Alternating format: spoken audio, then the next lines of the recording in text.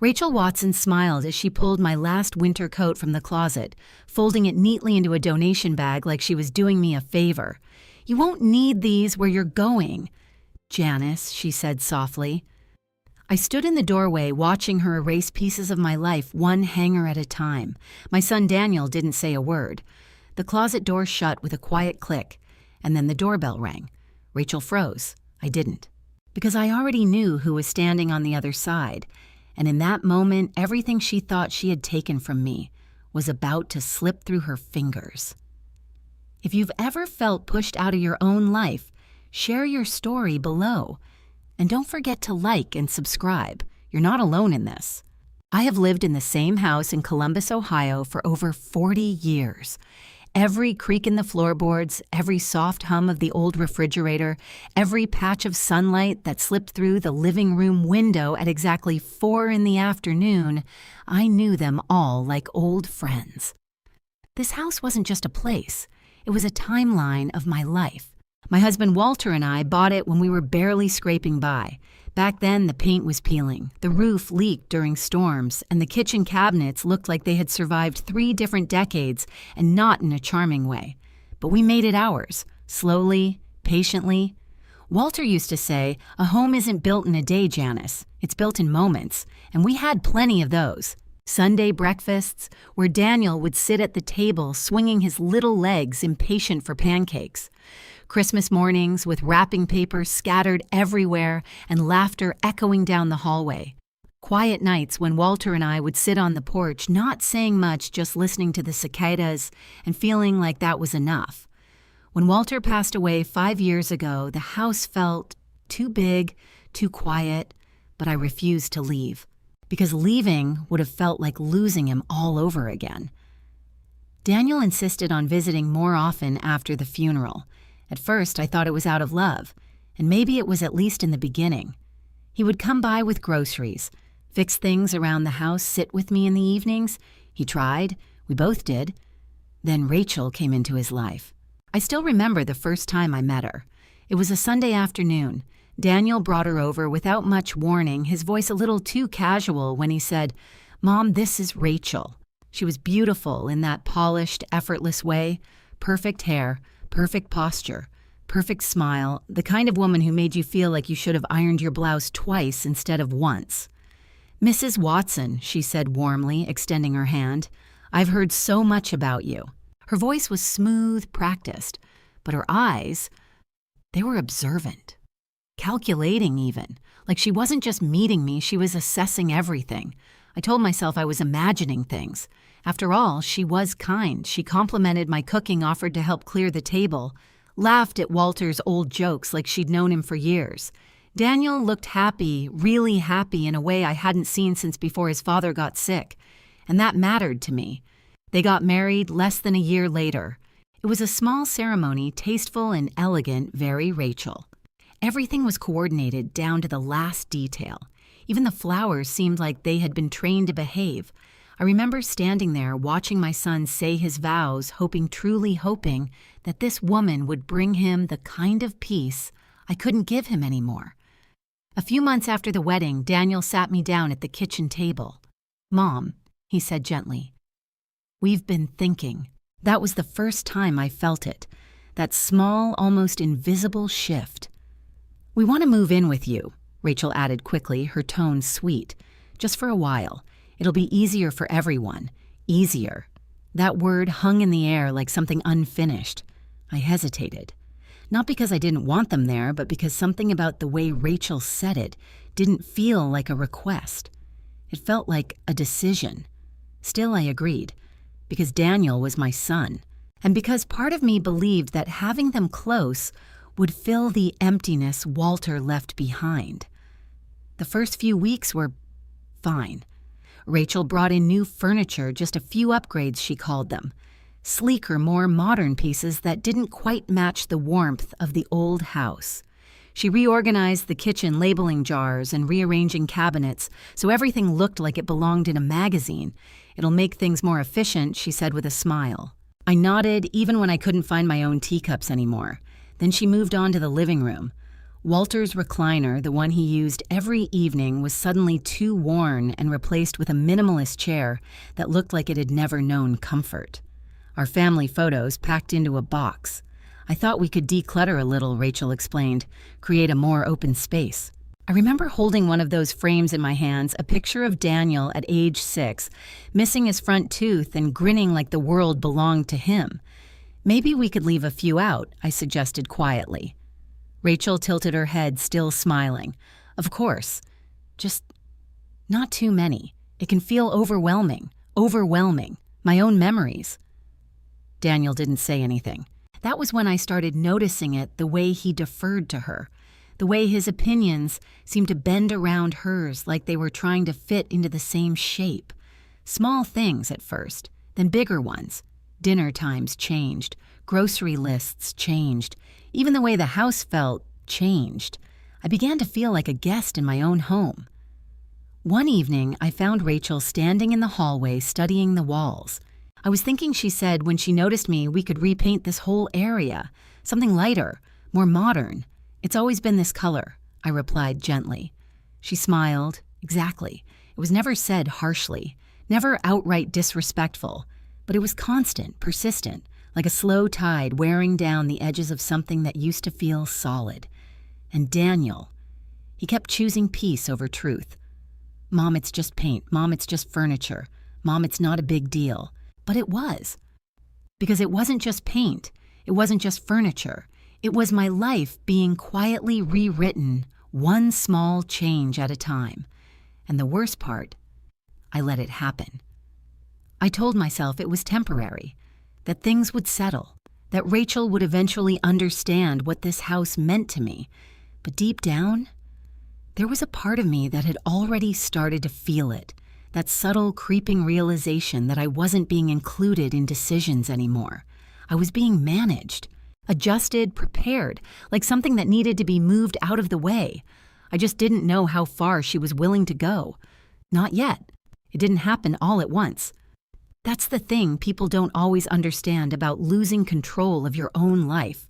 It rarely comes crashing down in one loud, undeniable moment. It happens quietly, gradually, one small decision at a time until one day you look around and realize nothing feels like yours anymore. Rachel never raised her voice. She didn't need to. Her power was in her calmness, in the way she made everything sound reasonable. Janice, I reorganized your pantry, she'd say, as if she were doing me a favor. Or I donated some of those old linens. They were just taking up space, always said with that same gentle smile, always framed as help. At first, I tried to keep up. I really did. I'd wake up early before they came downstairs just to make coffee the way I liked it, strong, a little bitter, the way Walter used to joke it could wake the dead. I'd sit at the kitchen table hoping for a quiet moment that still felt like mine, but even that started to change. One morning, I walked in and found Rachel already there, replacing my coffee grounds with a different brand. This one is healthier, she said, not even looking up. Lower acidity. I forced a smile. I've been drinking the other one for 30 years. She finally met my eyes, her expression still pleasant. And now you don't have to. It was such a small thing, so easy to dismiss. But it wasn't about the coffee. It was about the assumption that what I preferred didn't matter anymore, that I didn't matter anymore. The changes kept coming. My kitchen drawers were rearranged so thoroughly that I had to open 3 different ones just to find a spoon. The couch cushions were replaced with stiff decorative pillows that looked nice, but felt like punishment to sit on. Even the thermostat became a point of quiet control. I've set a schedule, Rachel explained one afternoon. It's more energy efficient. I was comfortable before I said. She smiled again. This is better. Better for who? I started asking myself that question more and more. Daniel noticed some of it, at least I think he did. One evening, I finally spoke up. We were sitting in the living room, well, what used to feel like the living room. The new furniture made it feel more like a showroom than a place people actually lived in. Daniel. I said carefully, "Do you feel like things have changed?" "A lot." He hesitated. Just for a second, but I saw it. That flicker of awareness. Before he could answer, Rachel stepped in. "Change isn't a bad thing. she said smoothly, sitting down beside him. It's growth. I looked at my son. Do you feel like I still belong here? The question hung in the air longer than it should have. Daniel shifted uncomfortably. Mom, of course you do. Why would you even ask that? Because everything in this house is starting to feel like it belongs to someone else. But I didn't say that out loud. Instead, I nodded slowly. I just don't recognize things anymore. Rachel leaned forward slightly, her tone soft but firm. That's exactly why we're helping. Transitions can be hard, Janice, but they're necessary. There was that word again. Necessary, as if my life were something outdated that needed to be updated. I went to bed that night with a heaviness in my chest I couldn't quite shake, and that's when I started paying closer attention. Not just to what Rachel said, but to what she didn't say, to the way she would take phone calls in another room, lowering her voice just enough that I couldn't hear clearly, to the way she kept notes on her phone lists I wasn't meant to see, to the way she looked at certain parts of the house, my bedroom especially, as if she were already imagining them as something else. One afternoon, I caught her standing in my doorway. She didn't hear me approach. She was just looking at the bed Walter and I had shared for decades, at the dresser filled with things I hadn't had the heart to throw away, at the closet that still held pieces of a life I wasn't ready to let go of. What are you doing? I asked. She turned quickly, but her smile came just as fast. Oh, I was just thinking, she said lightly. This room gets such nice light. I crossed my arms. It's my room. Of course it is, she replied smoothly. For now. 2 words. That was all it took. Something cold settled in my stomach. What does that mean? I asked. Rachel tilted her head slightly as if surprised by the question. It means we all have to think about the future, Janice. About what makes the most sense. For who I pressed. Her smile didn't fade, but something behind it did. For everyone. That night, I didn't sleep. I lay there staring at the ceiling, listening to the quiet hum of the house. But it didn't feel like my house anymore. It felt like I was waiting for something I couldn't yet name. The next few days only confirmed what I had started to suspect. Rachel became more direct. She started asking questions that felt less like curiosity and more like preparation. Have you ever thought about downsizing?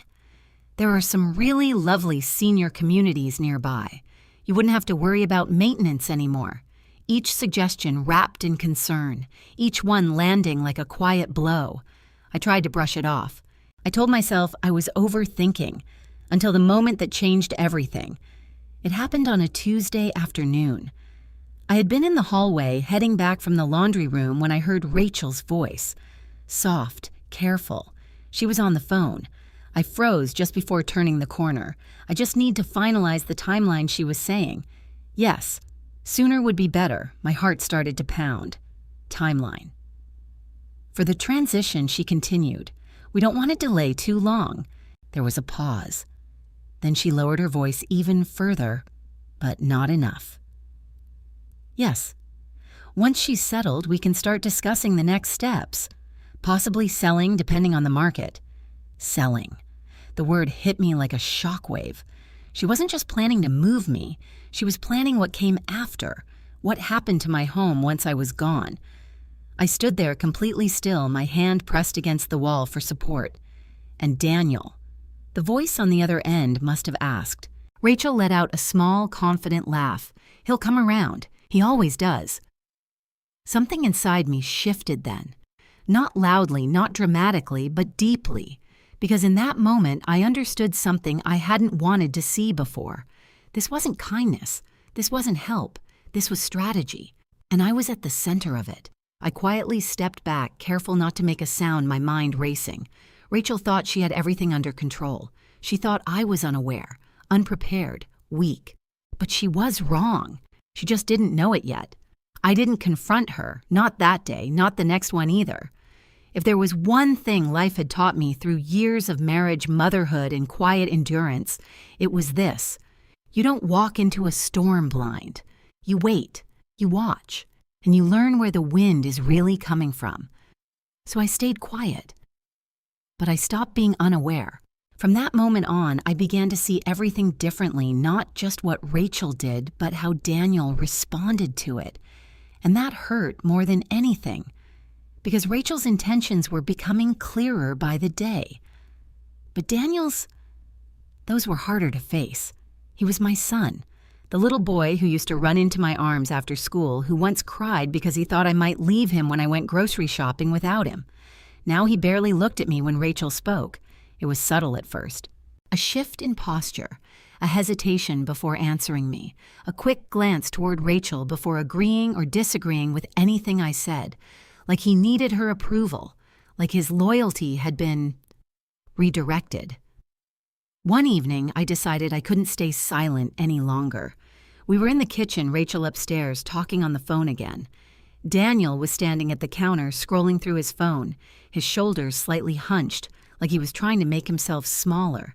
"Daniel," I said quietly. He looked up. "Yeah, Mom." I took a breath. "Do you know what Rachel's been saying about me?" He frowned slightly. "What do you mean she's been talking about moving me out?" I said, keeping my voice steady. "About putting me in some kind of facility." His expression changed, but not the way I had hoped. It wasn't shock. It wasn't anger. It was discomfort. "Mom?" He started rubbing the back of his neck. "It's not like that." "Then what is it like?" I asked.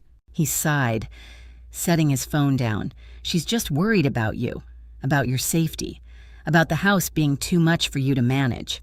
I've managed this house for 40 years. I know," he said quickly, "but things change." There it was again. That same word. Change. I felt something tighten in my chest. "So, you agree with her?" He hesitated, and that hesitation told me everything. "I think," he said slowly, choosing his words carefully, "it might be something we should at least consider. Consider. Like I was a problem to be solved." "Daniel." I said, my voice softer now, but heavier. "Did you know she's been talking about selling the house?" That got his attention. His eyes snapped to mine. "What, no? She hasn't." "I heard her," I replied. "On the phone. She already has a timeline." He shook his head immediately. "No, that's not. She wouldn't." "Wouldn't," what I pressed. "Make plans without telling you. Make decisions about my life without asking me." His jaw tightened. For a moment, I thought just maybe he was starting to see it. But then, "Mom, you're overreacting," he said. The words landed harder than anything Rachel had ever said to me. Overreacting. I stared at him, searching his face for something, anything that reminded me of the boy I raised. "I heard her," I repeated more quietly this time. He exhaled sharply. "Even if she said something like that, it doesn't mean it's set in stone. You know how you get sometimes, Mom. You take things and what?" I interrupted. He hesitated again, then looked away. "You make them bigger than they are." That was the moment something inside me cracked. Not loudly, not dramatically, but in a way that couldn't be undone.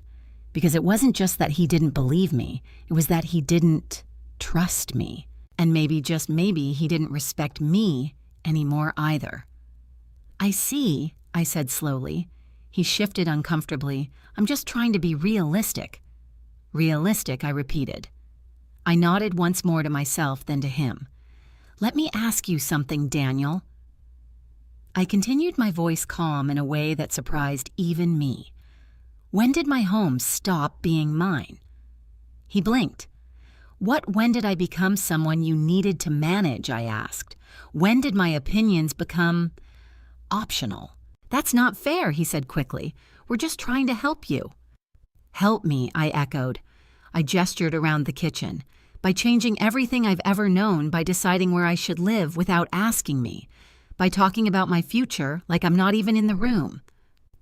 His face flushed slightly. "That's not what we're doing." "Then what are you doing?" I asked again, my voice rising just a little now. He opened his mouth and then closed it, because he didn't have an answer. Or maybe he did. Maybe he just didn't want to say it out loud.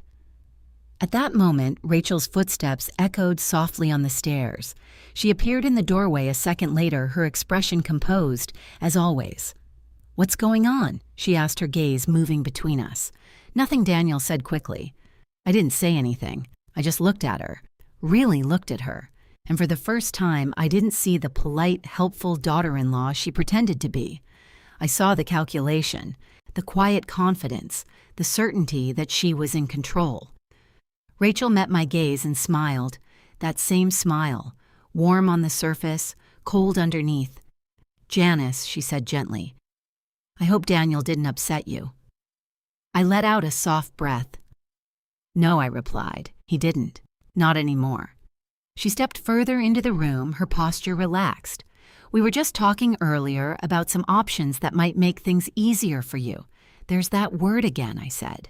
Her smile didn't waver. "Because it matters." "To you," I replied. "To all of us," she corrected smoothly. I tilted my head slightly. "Does it?" There was a brief pause. Just a second, but I saw it. That flicker, that tiny crack in her perfect composure.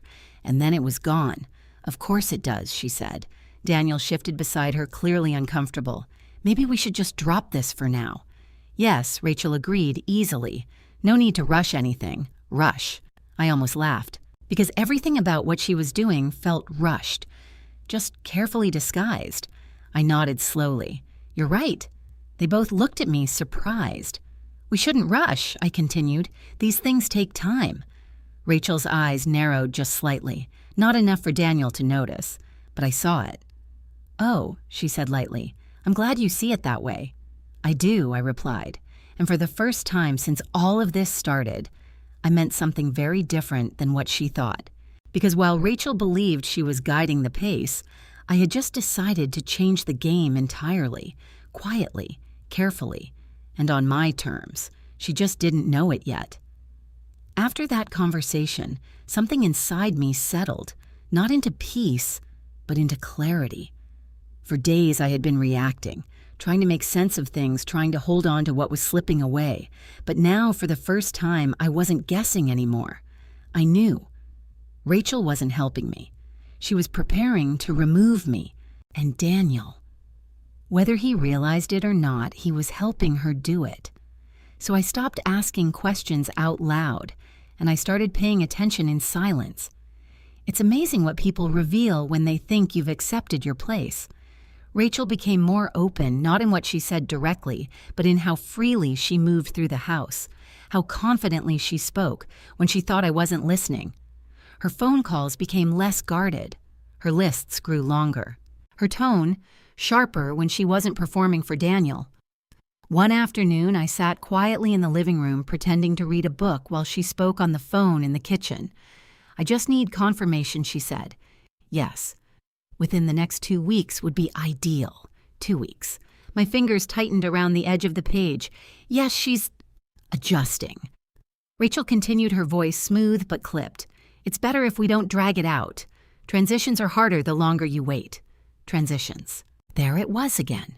The word she used to soften everything. Daniel, the voice on the other end, must have asked. Rachel let out a small, almost amused exhale. "He'll agree," she said. "He just needs time to see it clearly." I felt something cold settle deep in my chest. Not fear, not anymore. Something steadier, something sharper. Because now I understood the full picture. She wasn't just planning, she was scheduling, and in her mind, I was already gone. I didn't confront her. Instead, I turned the page of my book, and I listened. That evening, I watched Daniel more closely than ever. He came home tired, his shoulders heavy, his eyes avoiding mine more than usual. Rachel greeted him with a warm smile, slipping easily into the role of the supportive wife. "How was your day?" she asked, taking his jacket. "Long," he muttered. She touched his arm gently. "We should talk later, about everything." He nodded, distracted. I saw it then, the way she guided him. Not forcefully, but deliberately, like a current pulling him in a direction he didn't even realize he was drifting. At dinner, the conversation was light, safe, too safe. Rachel talked about recipes she wanted to try. Daniel mentioned work. I listened, responding when necessary, keeping my tone calm, neutral, observing, waiting. After dinner, I excused myself early. "I'm a little tired," I said. Rachel smiled sympathetically. Of course. You should get some rest. I nodded and walked down the hallway, my footsteps slow, measured, but I didn't go to bed. I left my bedroom door slightly ajar, and I waited. It didn't take long. Their voices drifted down the hallway, low but clear enough.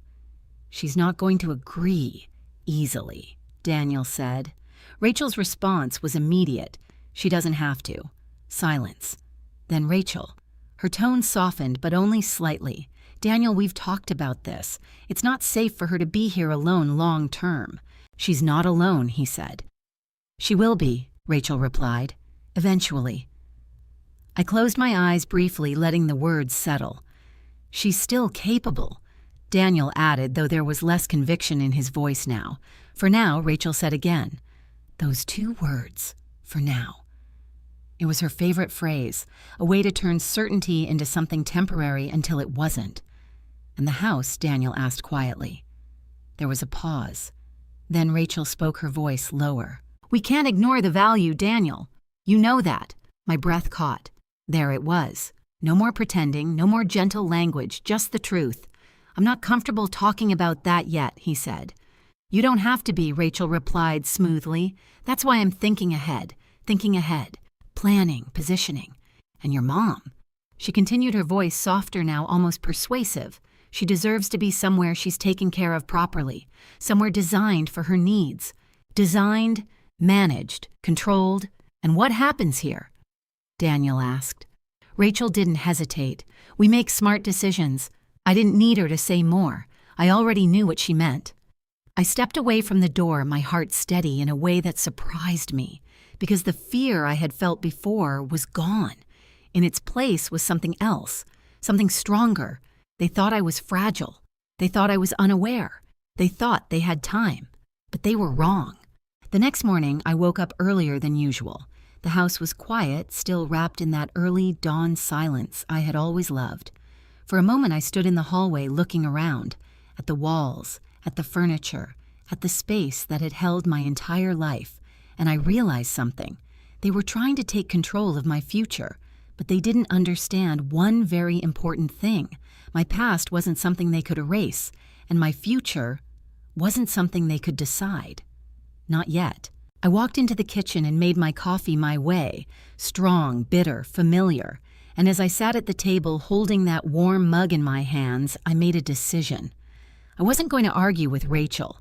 I wasn't going to beg Daniel to see the truth, because that would only make me look exactly the way she wanted me to look. Weak, emotional, easy to dismiss. No. If Rachel wanted control, I would let her think she had it. For now, because sometimes the most powerful move isn't to stop someone. It's to let them believe they've already won, until the moment they realize they haven't. And when that moment came, I would be ready, completely ready. She just didn't know it yet. Rachel chose a Thursday. Of course she did. It was the kind of quiet, ordinary day that wouldn't draw attention. Daniel had left early for work, rushing out with barely more than a distracted kiss on Rachel's cheek and a quick "see you tonight." Mom tossed over his shoulder.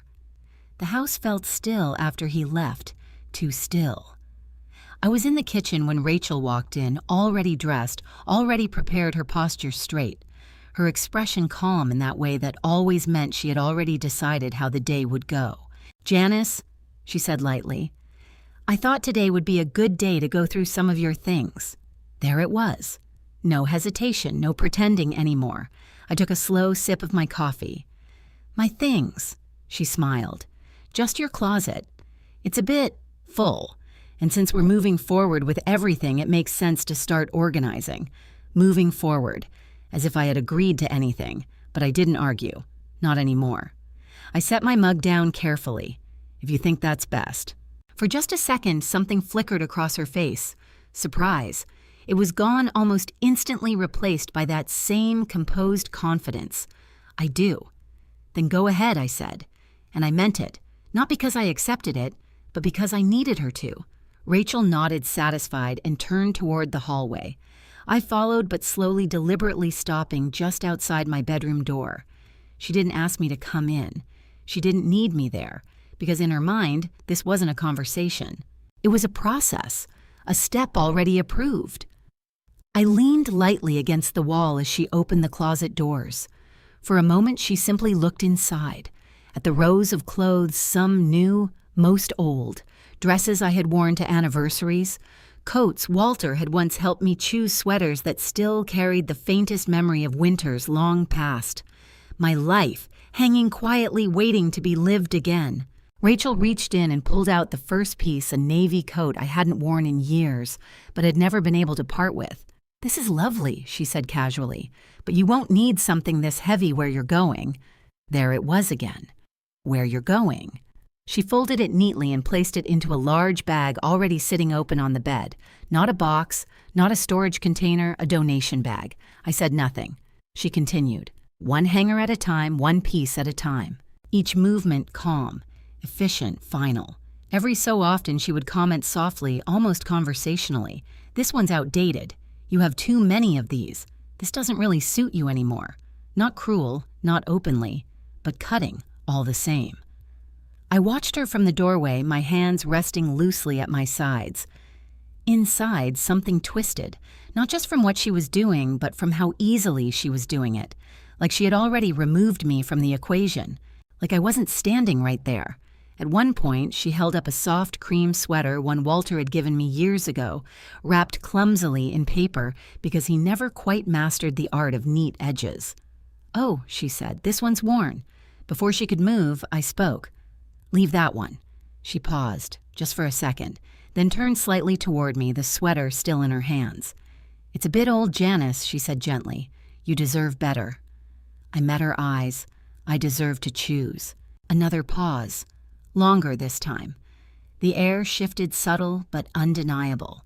Then she smiled again. "Of course she did.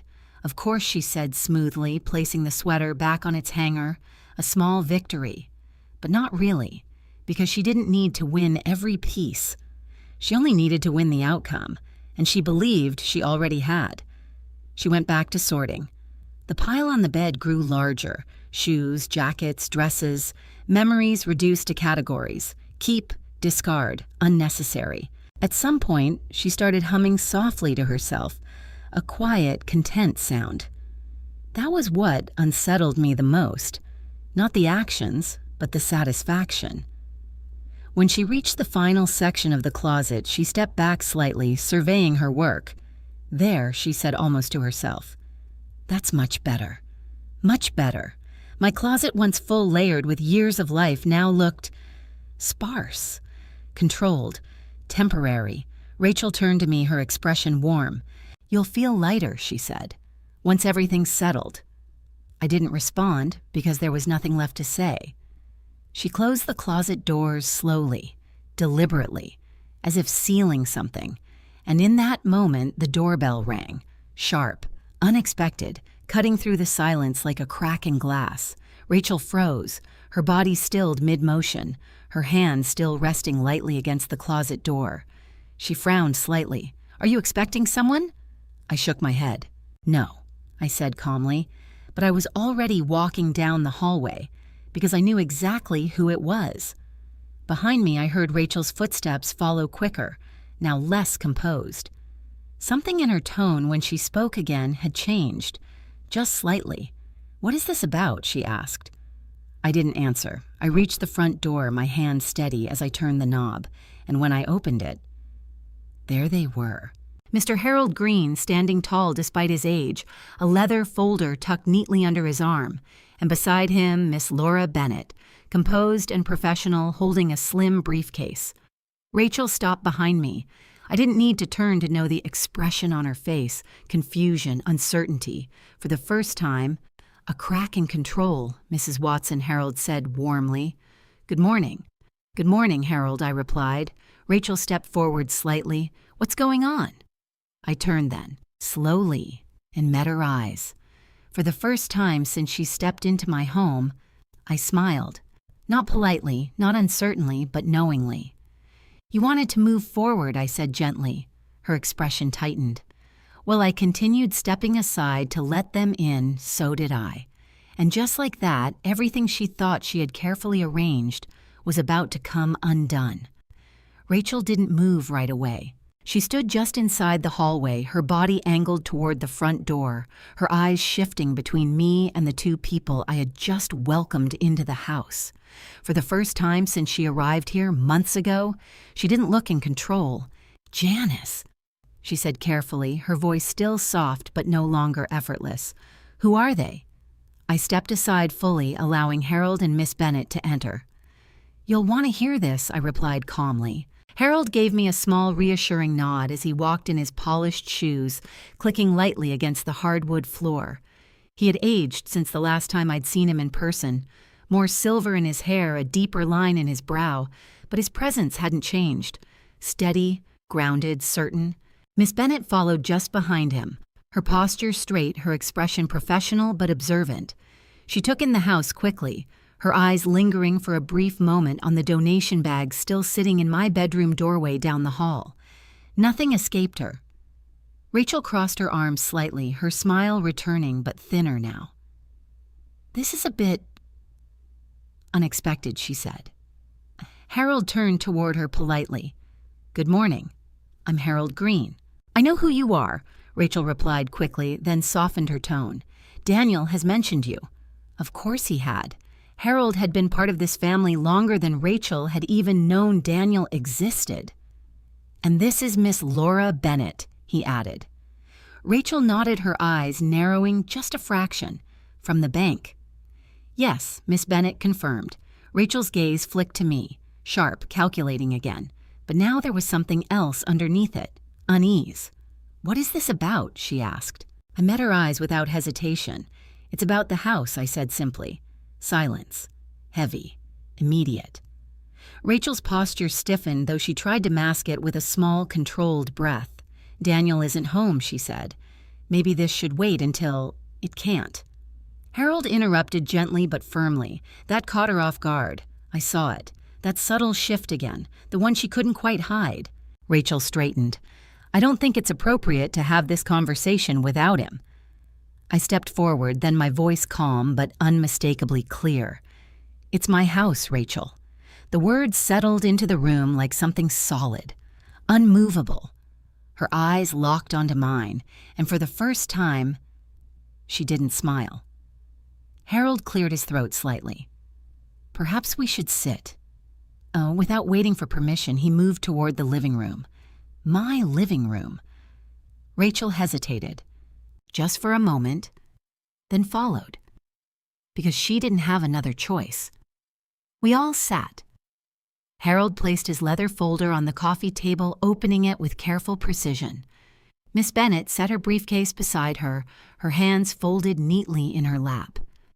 Rachel remained standing for a second longer than the rest of us, as if deciding whether to fully engage or resist. Then she sat, gracefully, but with tension in every line of her body. "What exactly is going on?" she asked again, her voice tighter now.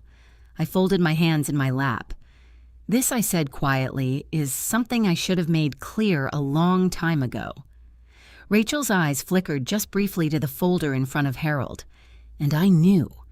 She was already starting to understand. Harold looked at me waiting. I gave a small nod. He opened the first document and turned it toward her. "Mrs. Watson." He began, his tone formal now, "has maintained full legal ownership and control over this property since the passing of her husband." Rachel didn't react immediately. She simply looked at the document, reading, processing. Then she let out a small, controlled laugh. "Yes, of course," she said. "We know that. Daniel is her son eventually." "That's not how this is structured," Harold said calmly. The room went still. Rachel's smile faltered. "Excuse me," she said.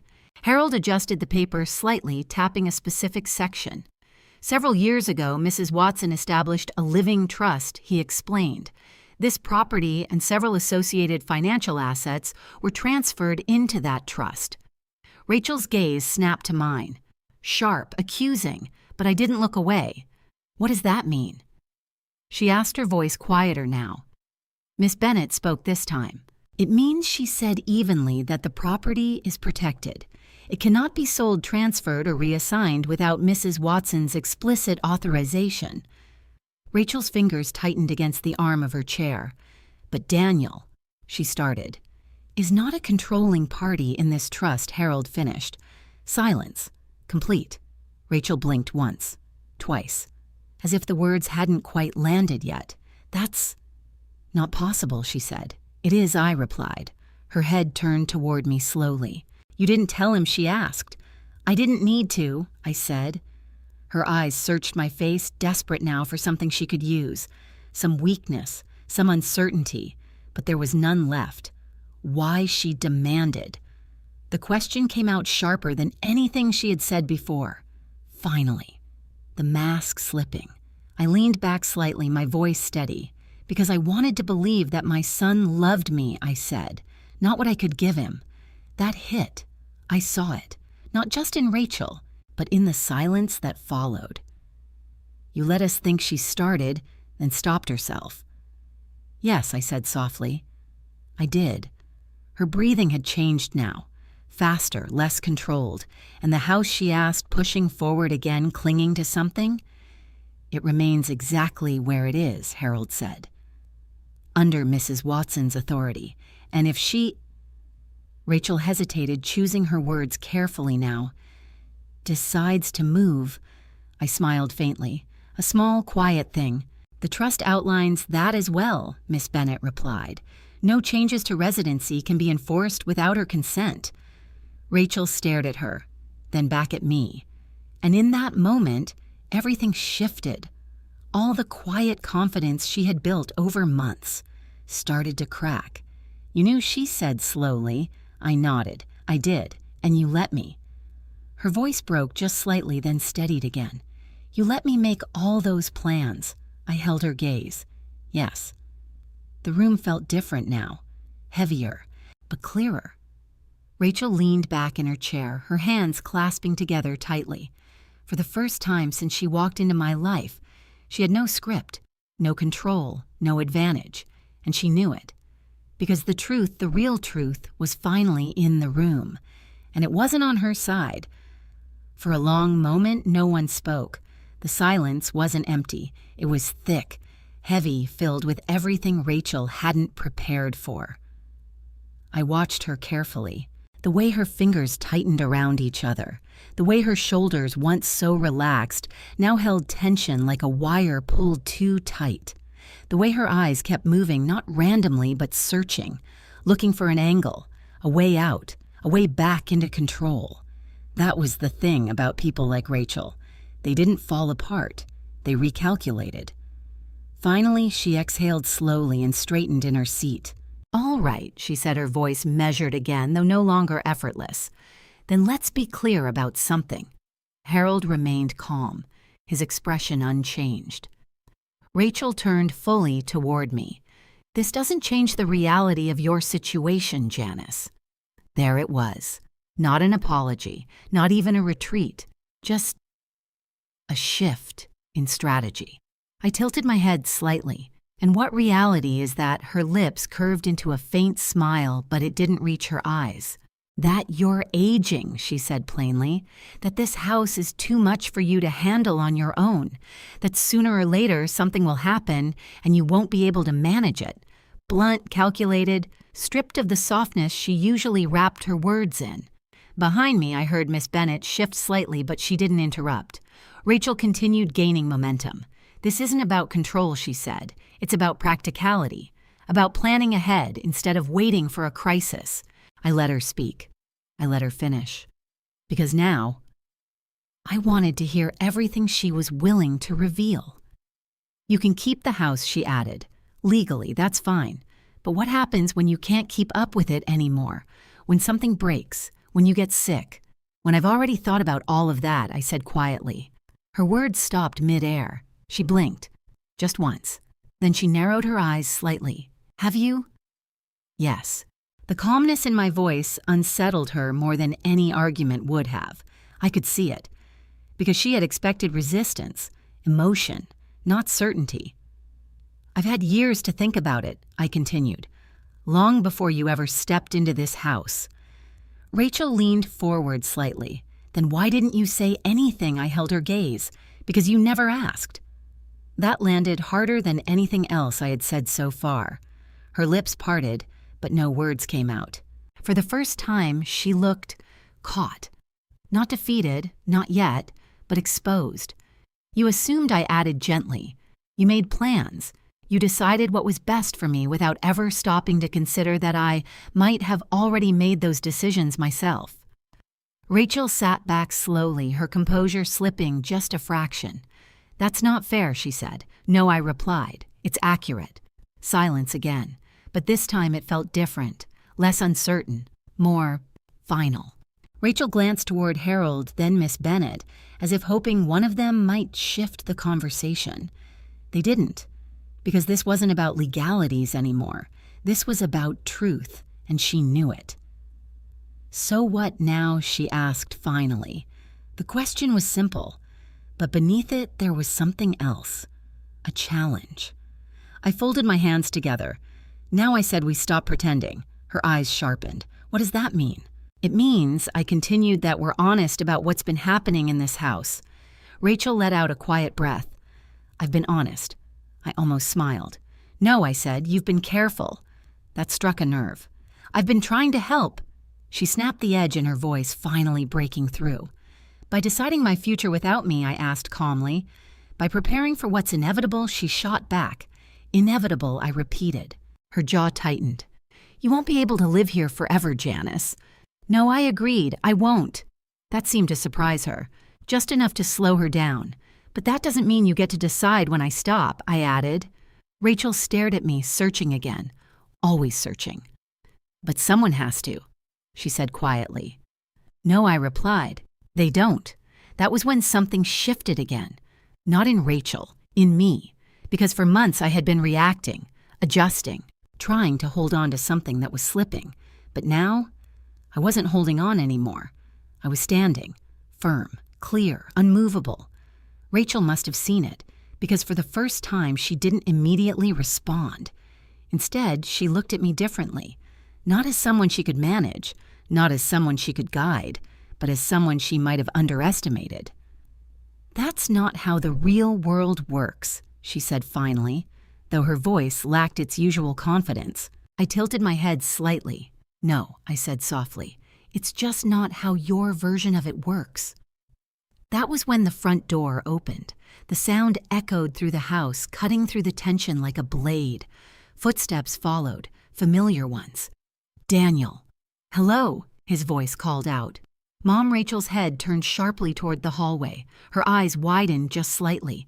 This, she hadn't planned for. Not like this. Not with everything already laid bare. Daniel stepped into the living room a second later and stopped. Completely. His eyes moved from me to Harold to Miss Bennet, then finally to Rachel. "What's going on?" he asked. No one answered immediately, because this was the moment everything would collide. Rachel stood slowly, her movements controlled but tense. "Daniel," she said carefully. "This is just a misunderstanding, no," I said quietly. Both of them turned toward me. I met my son's eyes, and for the first time in a long time, I didn't soften the truth. "It's not a misunderstanding," I said. Daniel frowned, confused. "Mom, what is this?"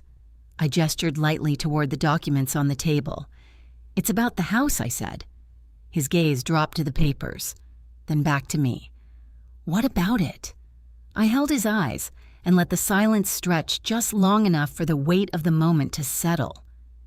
"Everything you think you know about it," I said slowly, "isn't the truth." Rachel inhaled sharply. Daniel's expression shifted, confusion turning into something deeper, something heavier. And in that moment, the real confrontation hadn't even begun yet. But it was coming.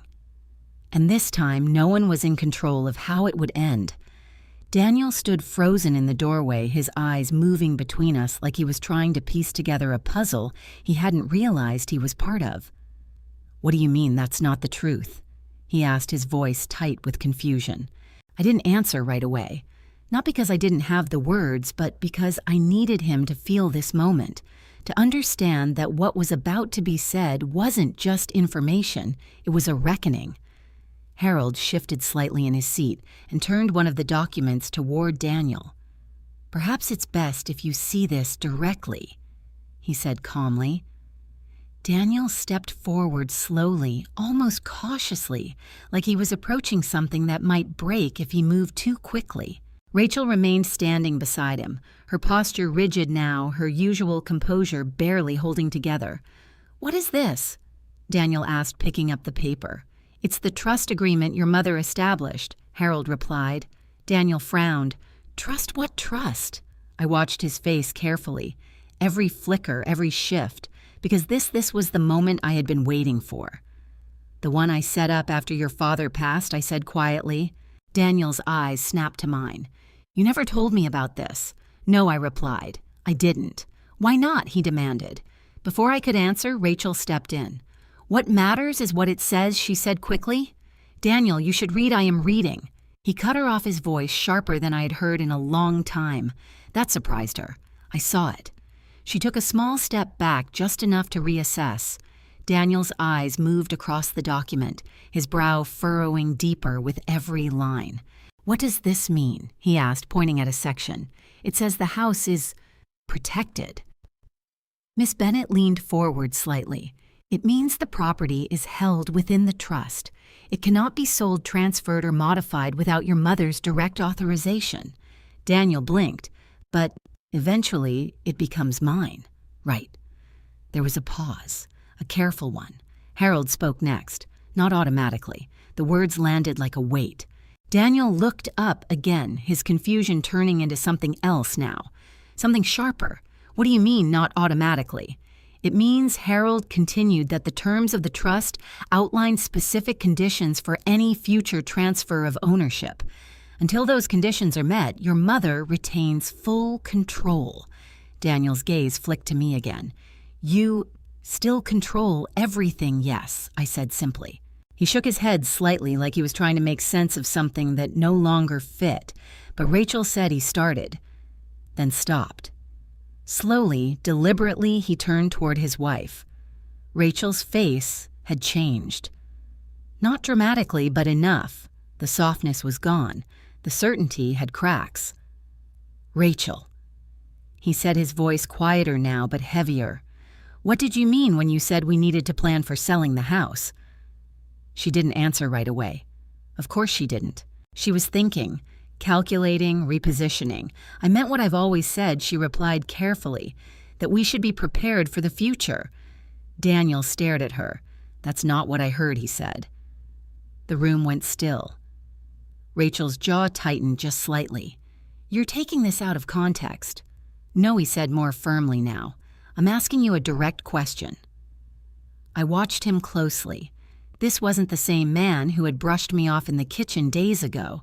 This was someone waking up, and Rachel saw it too.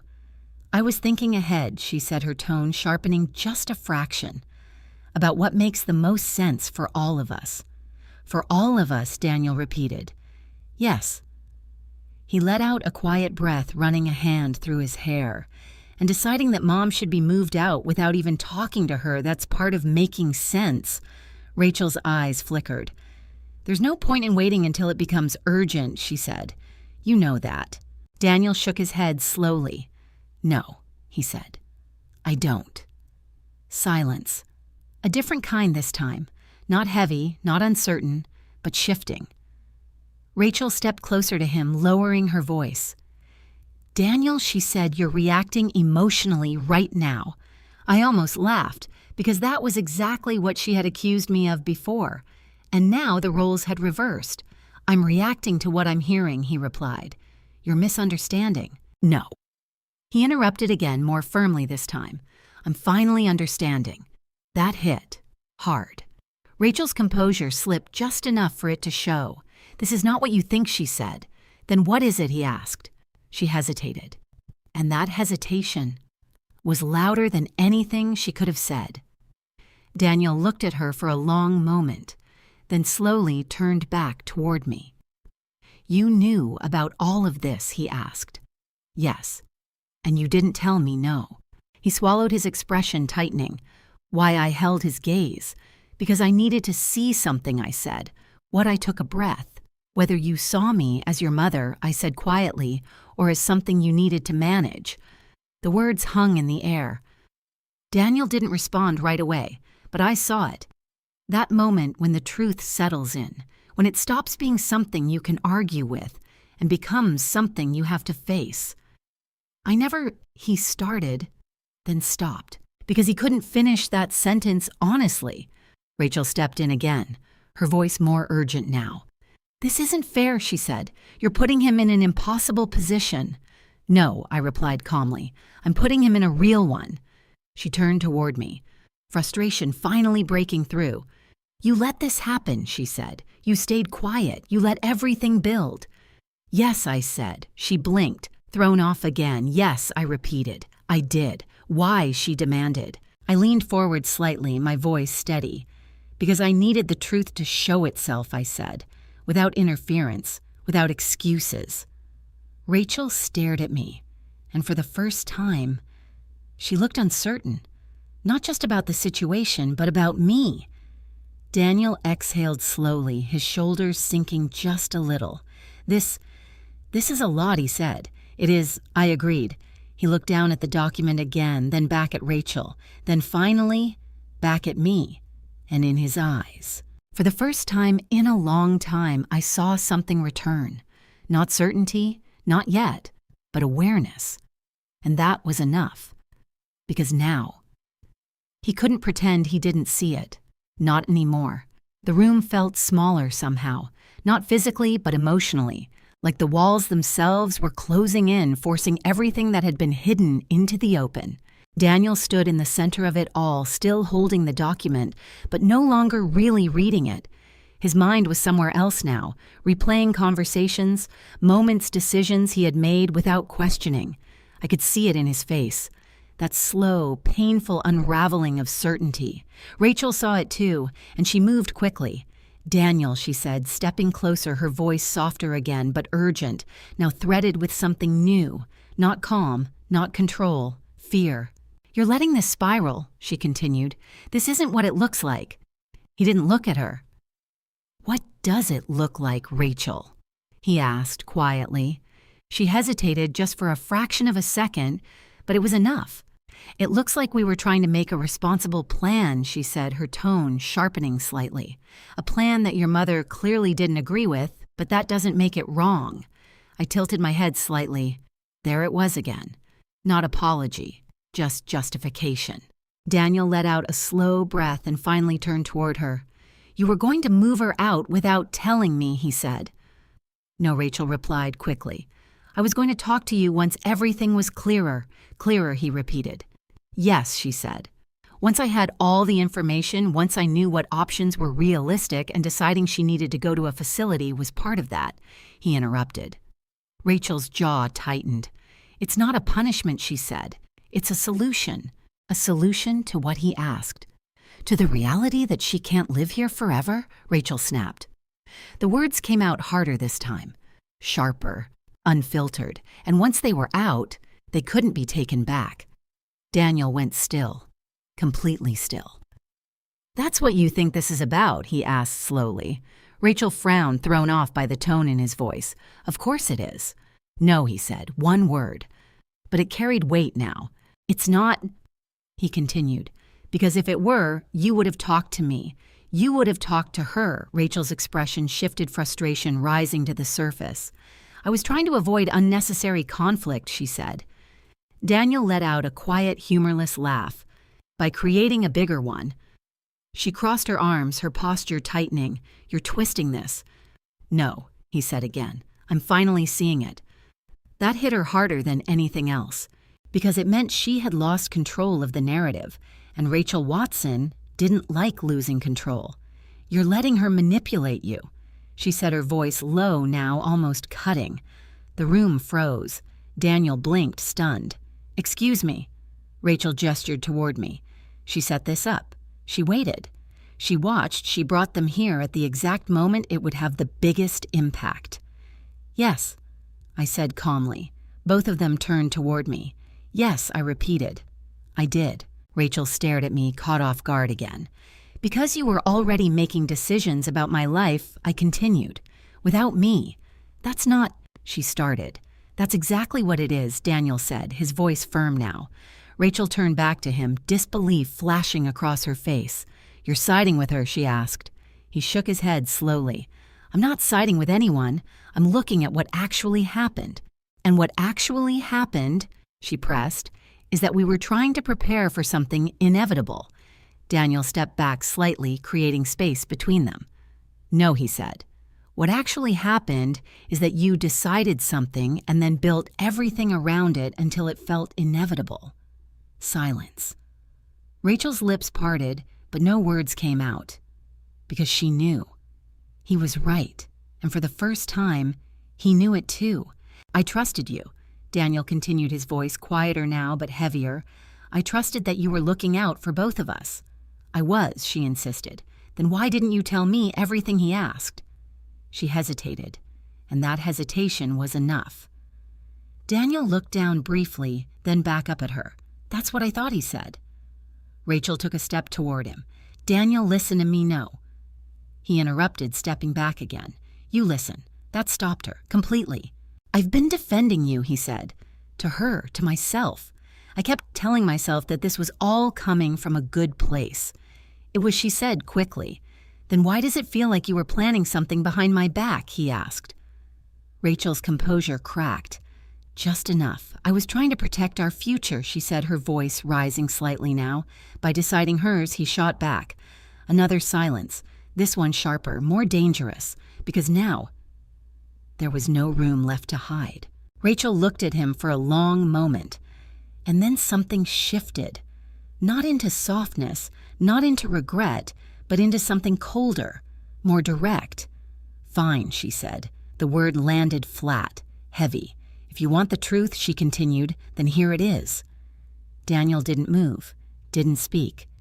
He just waited. Rachel exhaled slowly, her eyes locking onto his. "Yes," she said.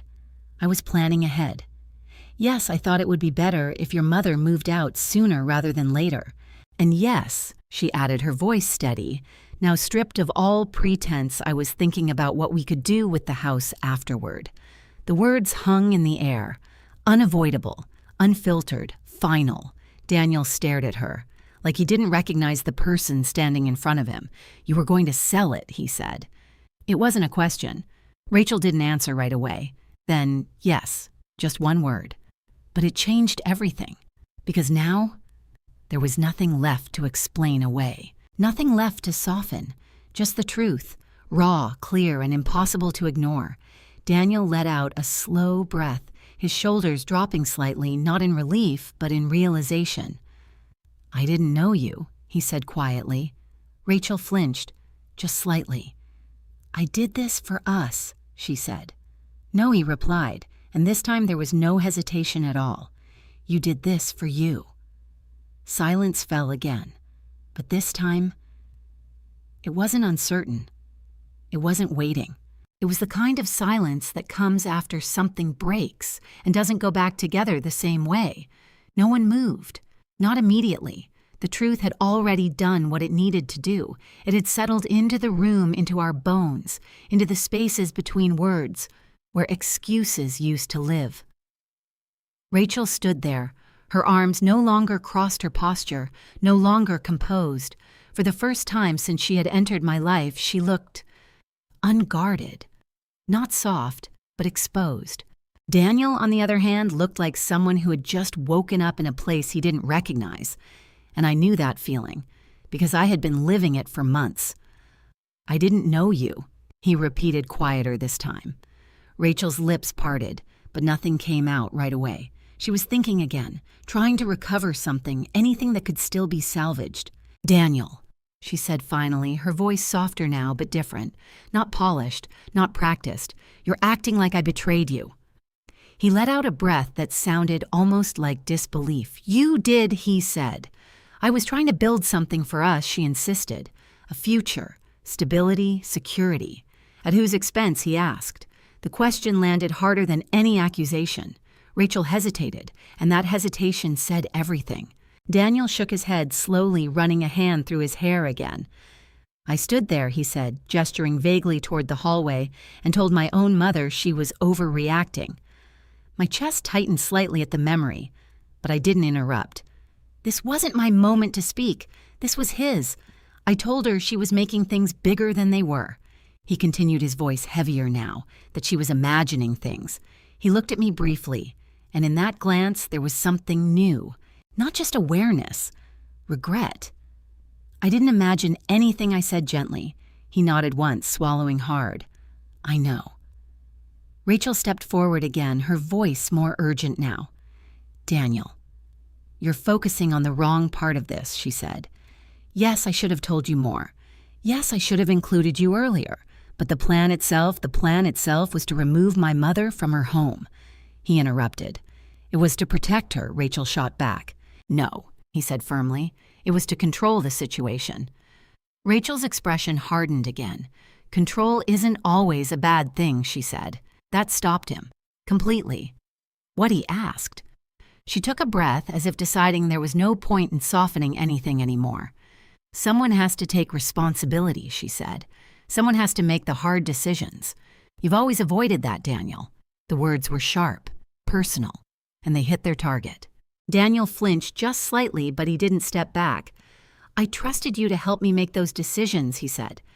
And I did, she replied. No, he said again. You made them for me. Silence. Rachel's jaw tightened. That's not how I see it, she said. Of course it isn't, he replied, because if she saw it clearly, she would have had to admit what she had done, and Rachel didn't strike me as someone who admitted things easily. Daniel exhaled slowly, his shoulders dropping as if the weight of everything was finally settling in. I need to ask you something, he said. Rachel nodded, though her posture was tense again. What? He met her eyes. Did you ever plan to tell me the full truth? The question hung there. Simple, direct, impossible to dodge. Rachel didn't answer immediately. She looked at him, really looked, this time not calculating, not adjusting, just seeing. And for a brief moment, I thought she might tell the truth. The whole truth. But then I was going to, she said. Not convincing, not this time. Daniel's expression shifted, not into anger, not even into disappointment, but into something quieter, something final. No, he said softly, you weren't. Rachel's face tightened. You don't know that, she said. I do, he replied, and the certainty in his voice left no room for argument. He stepped back again, creating more distance between them, between the version of his life he thought he had and the reality he was now facing. I kept defending you, he said almost to himself, even when things didn't feel right. Rachel didn't respond, because she couldn't. I thought maybe Mom was just having a hard time adjusting, he continued. I thought maybe I just needed to give things more time. He let out a small, bitter laugh. Turns out, he added, I was the one who needed to wake up. The room fell silent again, but this silence felt different. Lighter, clearer, because the truth was no longer hidden. It was out, fully, and there was no going back from it. Rachel looked at him for a long moment. Then slowly, she straightened. And just like that, something shifted in her again. Not into warmth, not into regret, but into distance, emotional distance. If she couldn't control the situation, she would detach from it. I think you're making a mistake, she said. Daniel didn't respond. I think you're letting emotions cloud your judgment, she continued. Still nothing. I think she added, her voice steady now, almost cold, that you'll regret this. That got a reaction, but not the one she expected. Daniel looked at her, really looked this time, and for the first time, he didn't look uncertain. I already do, he said. Her expression faltered, just slightly. Regret what she asked. He took a breath. Not listening sooner, he replied. Silence. Rachel didn't move, didn't speak, because there was nothing left to say. The dynamic had shifted, completely, and she knew it. Daniel turned then, not toward her, but toward me. His eyes softened just a little, but there was still weight in them, still distance. Because some things don't heal in a moment, Mom, he said quietly. I met his gaze. Yes, he hesitated, then stepped closer. Not all the way, but closer than he had been in weeks. "I'm sorry," he said. The words were simple, but they carried everything behind them. I didn't respond right away. Not because I didn't hear him, but because I needed him to understand something. Sorry wasn't the end. It was the beginning. And beginnings take time. "I know," I said finally, and that was all, for now. No one rushed to fill the silence after Daniel's apology, and that was important. Because for the first time in a long while, the silence didn't feel suffocating. It felt honest. Rachel was the first to move, not toward me, not toward Daniel, but toward the hallway. "I think I've said everything I need to say," she announced, her voice calm again, but distant now. Controlled in a different way, not to persuade, but to disengage. Daniel turned slightly. "You're just gonna walk away?" She paused, her back still to us. "What would you prefer?" she asked. "That I stand here and argue about something that's already been decided by who he shot back?" Rachel glanced over her shoulder. Clearly, she said, her eyes flicking briefly to me, not by me anymore. That was the closest thing to surrender she was willing to offer. But even then, it wasn't really surrender. It was repositioning. I stood slowly, my hands steady at my sides. "This doesn't end with you walking away, Rachel," I said. She turned fully, then her expression composed, but guarded. "And what exactly do you think should happen, Janice?" she asked. There was no softness in her voice now, no pretense, just a direct challenge. I met her gaze without hesitation. "You don't live here anymore." The words landed clearly, firm, unmistakable. Daniel inhaled sharply beside me. Rachel didn't react immediately. She simply looked at me, studying, measuring, as if trying to determine whether I would actually follow through. "You're serious," she said finally. "Yes." Her eyes shifted to Daniel. "And you're okay with that?" He didn't answer right away. I could feel the weight of that question pressing on him. Because this wasn't just about choosing sides. It was about choosing consequences. He looked at her, then at me, then back at her again, and I saw it. That moment, that quiet internal decision. "I think you should go," he said. Rachel's expression didn't change dramatically, but something behind her eyes hardened. Just enough. "All right," she said. One word, flat, controlled, final. She turned and walked toward the bedroom without another glance.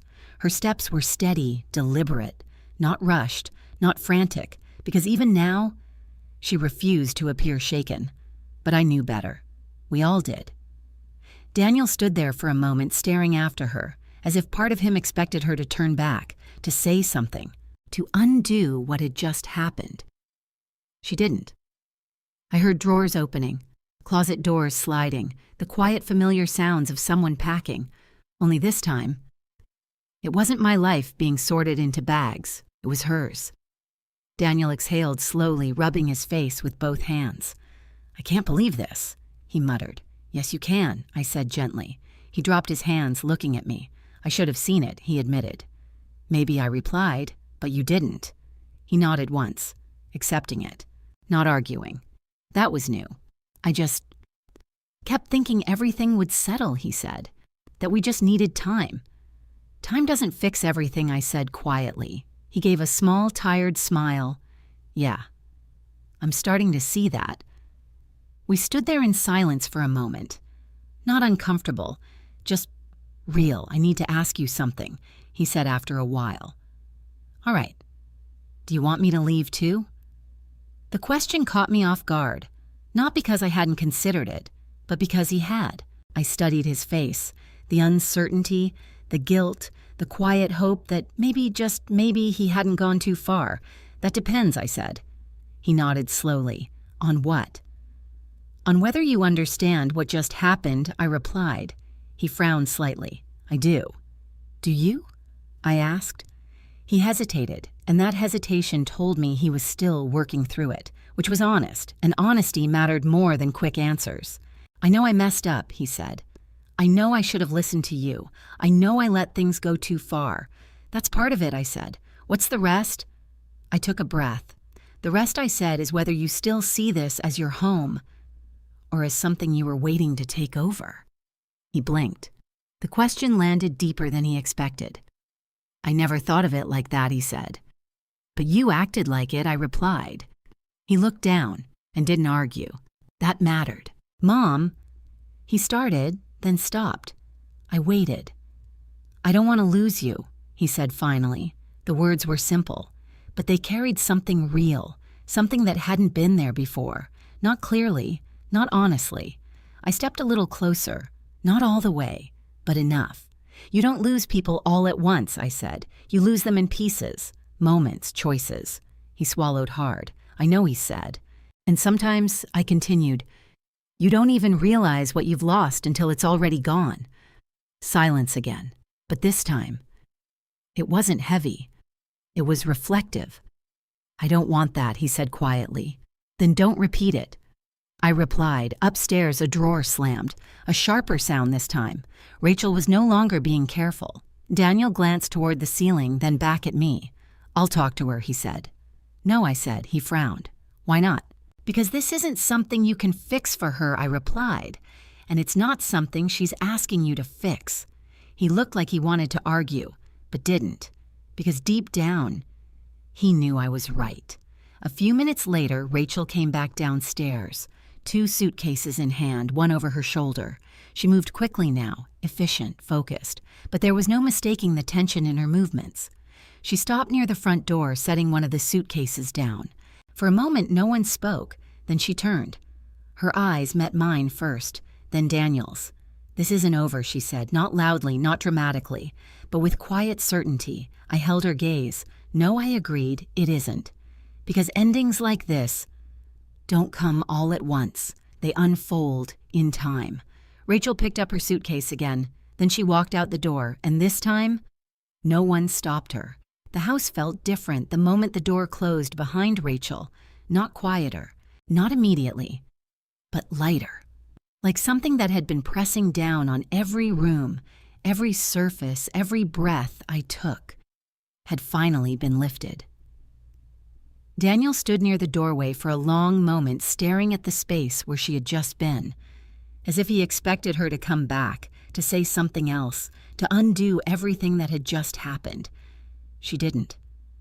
I walked slowly into the living room, my steps steady, my hands no longer trembling the way they had days before. Harold rose to his feet, gathering his documents carefully. I believe our role here is complete, he said gently. I nodded. Thank you, Harold. He gave me a small, knowing smile. You handled this exactly the way you needed to. Miss Bennett stood as well, offering a polite nod. If you need anything further regarding the trust, please don't hesitate to contact me, she said. I will, I replied. They left quietly. No drama, no lingering tension. Just the soft click of the front door closing behind them. And then, it was just us. Me and my son, standing in a house that suddenly felt like mine again. For a while, neither of us spoke. Daniel moved slowly into the living room, his steps uncertain now, like he wasn't quite sure where he belonged. I watched him, really watched him. The weight in his shoulders, the exhaustion in his face, the quiet realization settling into him piece by piece. I didn't think it would happen like this, he said finally. I sat down in my chair, Walter's old chair, the one Rachel had tried to replace. I don't think you thought it would happen at all, I replied. He let out a small breath, almost a laugh, but without humor. Yeah, he said. That sounds about right. Silence again. But this silence was different from the others. It wasn't tense. It wasn't heavy. It was space. Room to think. Room to feel. Room to start over if we chose to. After a few minutes, Daniel stood and walked slowly down the hallway. I didn't follow. I didn't need to. I knew exactly where he was going. To my bedroom, to the closet, to the place where everything had started to unravel. I heard the closet doors slide open, then nothing, just stillness. Time passed. I didn't check on him, because some realizations have to happen alone. When he came back, his expression had changed. Not completely, not magically, but enough. They're all in bags, he said quietly. I know. He looked at me, something raw in his eyes. I didn't even notice he admitted. That one sentence carried more weight than anything else he had said all day. Because it wasn't about the clothes, it was about everything. I should have noticed, he added. Yes, I said, no sugarcoating, no softening, just truth. He nodded slowly, accepting it. I'll fix it, he said. I shook my head gently. No, I replied. He frowned. What do you mean you don't fix something like this in one gesture, I said. You rebuild it, over time. He looked like he wanted to argue, but didn't, because he was starting to understand. I can start by putting everything back, he offered. I considered it, then nodded slightly. You can help, I said, but I'll decide what stays. That mattered. He knew it. I understand, he said, and for the first time in a long while, I believed him.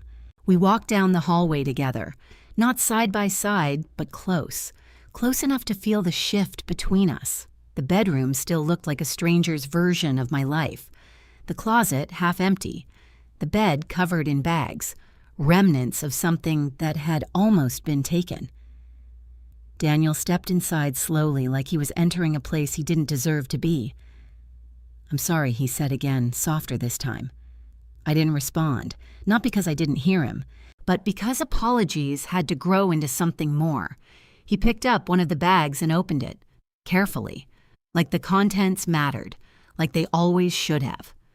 We worked in silence, hanging clothes back, folding things properly, restoring something that had been disrupted. At one point, he held up a familiar cream sweater, the one Walter had given me. He paused. This one? He asked. I stepped forward and took it gently from his hands. Yes, I said. I hung it back in its place, exactly where it belonged. Daniel watched me. I remember that, he said.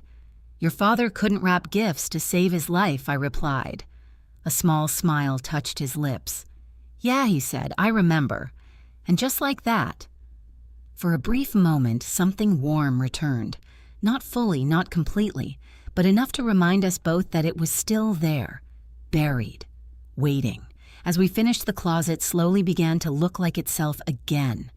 Not perfect, not untouched, but real. When we were done, Daniel stepped back, his hands resting at his sides. It looks better, he said. It looks like mine, I corrected gently. He nodded. That too. We stood there for a moment looking at it, at everything that had almost been lost, at everything that still needed to be rebuilt. I don't expect things to go back to normal, he said. They won't, I replied. He swallowed. I figured. But that doesn't mean they can't move forward, I added. He looked at me then. Really looked. Do you think we can? He asked. The question wasn't simple, and the answer wasn't either. But I didn't look away. Yes, I said, but it won't be the same as before. He nodded slowly.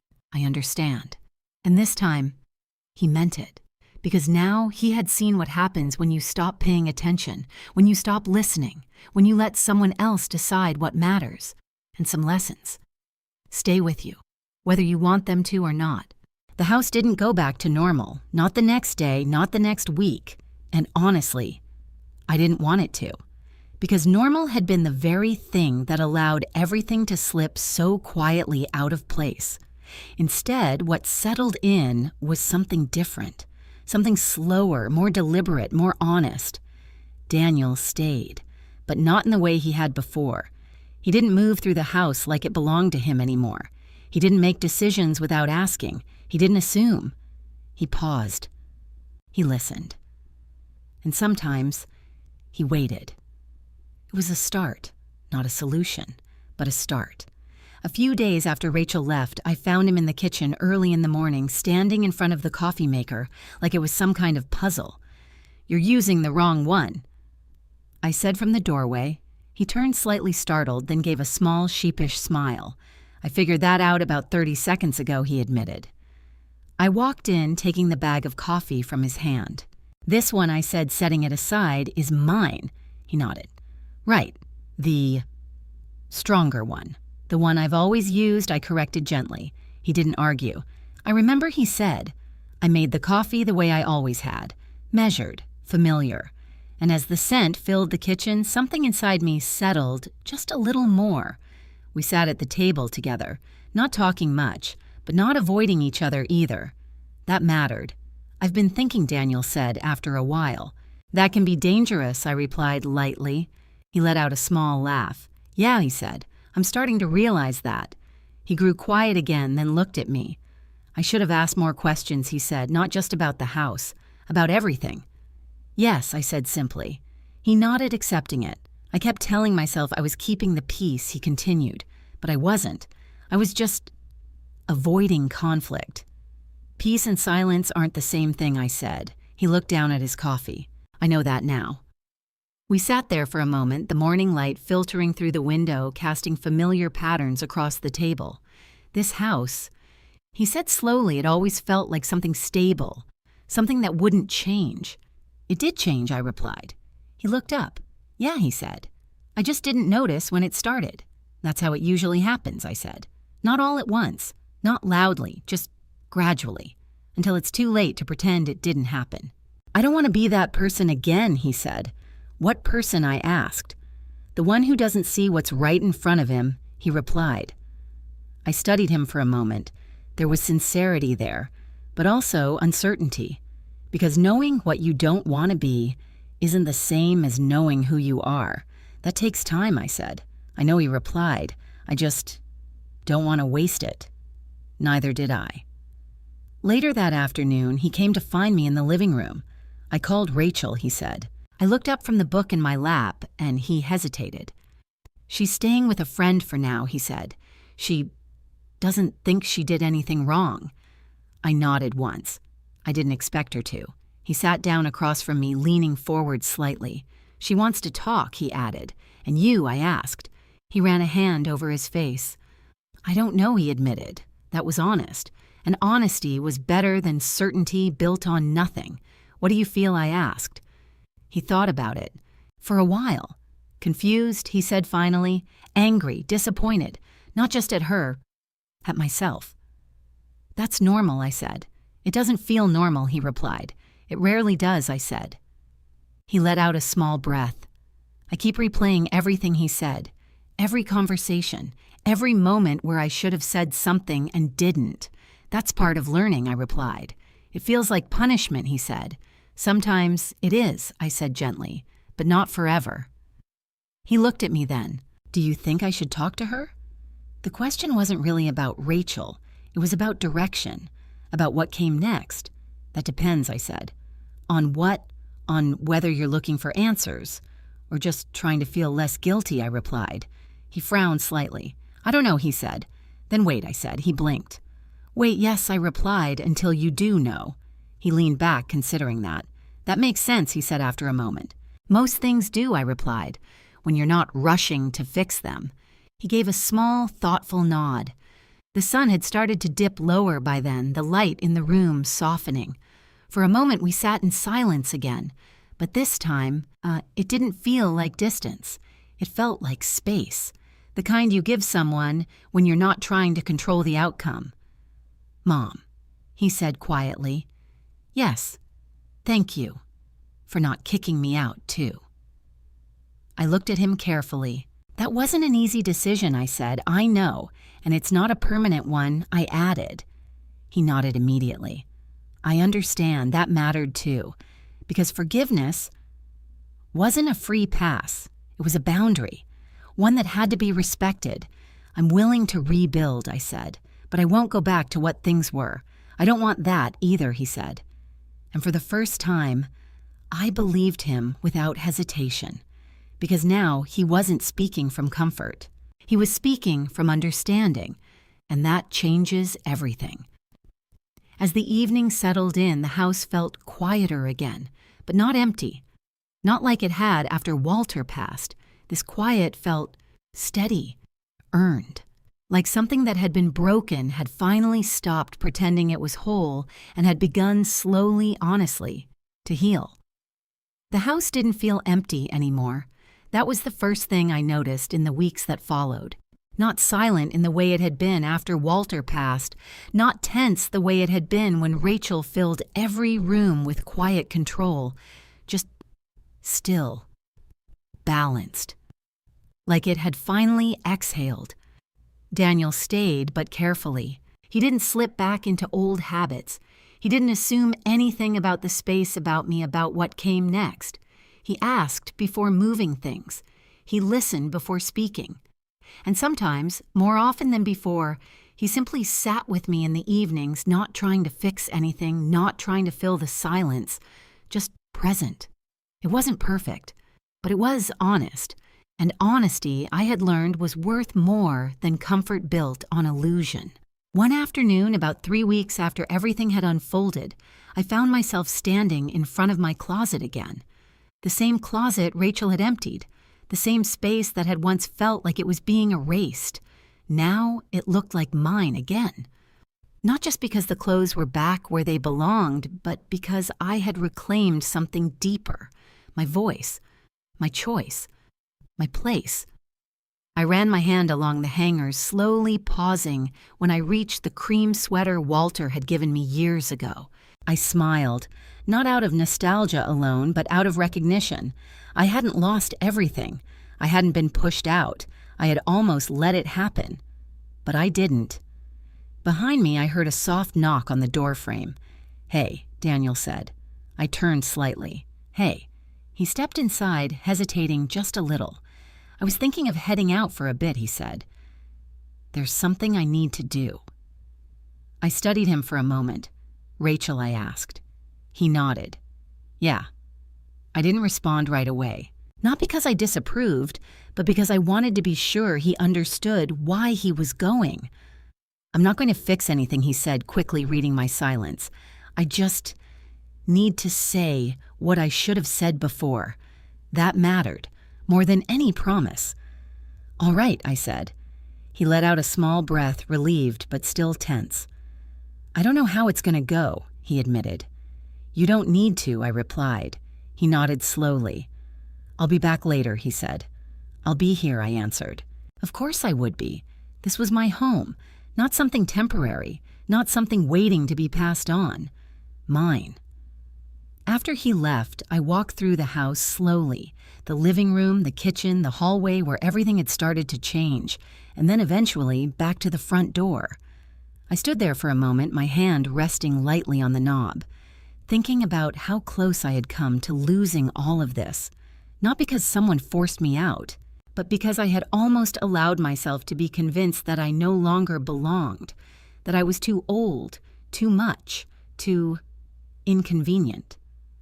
I opened the door slightly, letting the afternoon air drift in, fresh, uncomplicated, real, and for the first time in a long time, I didn't feel like I was holding on to something that could be taken from me. I felt like I was standing in something that was mine to keep. Later that evening, Daniel came back. He looked different. Not lighter, not exactly, but clearer. "How did it go?" I asked. He stepped inside, closing the door behind him. "It's over," he said. I nodded. I figured. He leaned against the wall for a moment, exhaling slowly. "She still thinks she was right," he added. "I figured that too." He gave a small, tired smile. "I told her I couldn't build a life with someone who makes decisions like that," he said. "Not about you, not about anything. That couldn't have been easy. I knew it. But I didn't say it. Because sometimes the hardest things don't need to be praised. They just need to be done. I'm proud of you," I said instead. He looked at me surprised, even after everything he asked, because of everything I replied. He nodded slowly, letting that settle. "I'm going to start looking for my own place," he said after a moment. That caught me off guard, but not in a bad way. "You don't have to rush," I said. "I'm not," he replied. "But I think it's time. Time. Not pressure. Not avoidance. Choice." That was different. "I'll still come by," he added quickly, "if that's okay." I smiled faintly. "That depends," I said. He raised an eyebrow. "On what?" "On whether you bring the right coffee," I replied. He laughed, really laughed for the first time in weeks. "I think I can manage that," he said. We stood there for a moment, the tension that had once filled this space, now replaced by something quieter, something steadier, something real. "I don't expect things to be perfect," he said. "They won't be," I replied. "But I want them to be honest," he added. "That's enough," I said. And it was. because perfection had never been the goal. Not really. Respect, truth, choice. Those were the things that mattered. That night, after he went upstairs, I sat alone in the living room. The same chair, the same space, but a different feeling. I looked around the room, slowly taking it all in, not as something I might lose, but as something I had chosen to keep. And in that quiet moment, I realized something simple, but powerful. No one can take your place in your own life, unless you let them. And I wouldn't, not anymore. Sometimes the hardest battles don't come from strangers. They come from the people we trust the most. It's easy to believe that love means giving in, staying quiet or keeping the peace at all costs. But real love is built on respect, and respect doesn't grow in silence, it grows in truth. Janice's story reminds us that no matter your age, your voice still matters. Your choices still matter, and your life is not something others get to rearrange for their convenience. Setting boundaries isn't selfish, it's necessary. And sometimes, the people who truly belong in your life will only realize that when you finally stop letting them cross those boundaries. So tell me, what would you have done in Janice's place? Would you have spoken up sooner or waited for the truth to reveal itself? Share your thoughts in the comments. I'd love to hear your perspective. And if this story resonated with you, don't forget to like and subscribe for more powerful, real-life inspired stories, because you're never too old to take your life back.